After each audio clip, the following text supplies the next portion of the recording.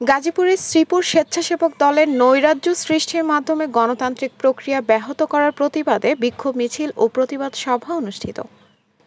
আলফাজ সরকার আকাশ, শ্রীপুর, গাজীপুর থেকে staff reporter. Kasba টিভির desk report. শিরোনাম নিয়ে সাথে আছেন আকলিমা রশিদ আলী।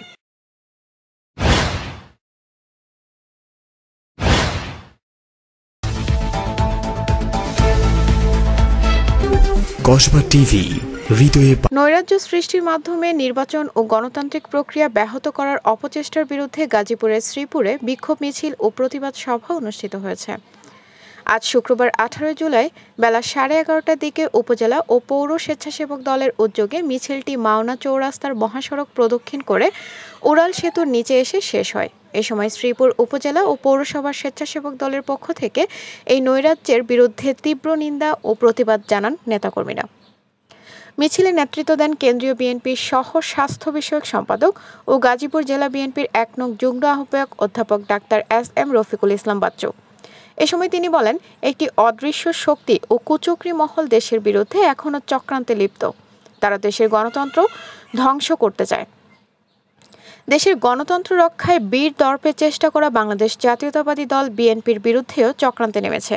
এখন বিএনপির সুনাম নষ্ট করার জন্য দেশব্যাপী চাঁদাবাজি, হত্যা ও ধর্ষণের মতো জঘন্যতম কাজ করে বিএনপির উপর দায় চাপাচ্ছে।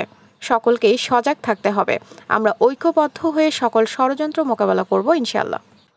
আপনাদের কাছে যদি এমন কোনো তথ্য থাকে জানাতে পারেন আমাদের ফেসবুক পেজ কসবা টিভিতে। কসবা টিভি, সময়ের সাথে মানুষের পাশে। কসবা টিভি আপনাদের সাথে ছিল। আপনারা অপেক্ষায় থাকুন পরবর্তী আপডেটের জন্য।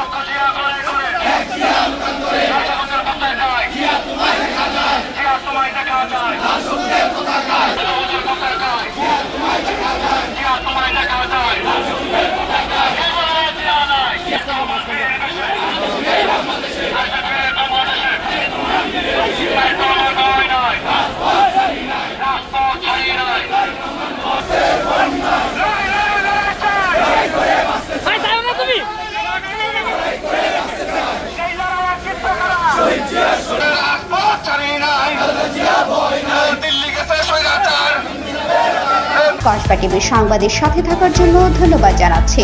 পরবর্তী সংবাদ পেতে আমাদের চ্যানেলটি সাবস্ক্রাইব করে রাখুন।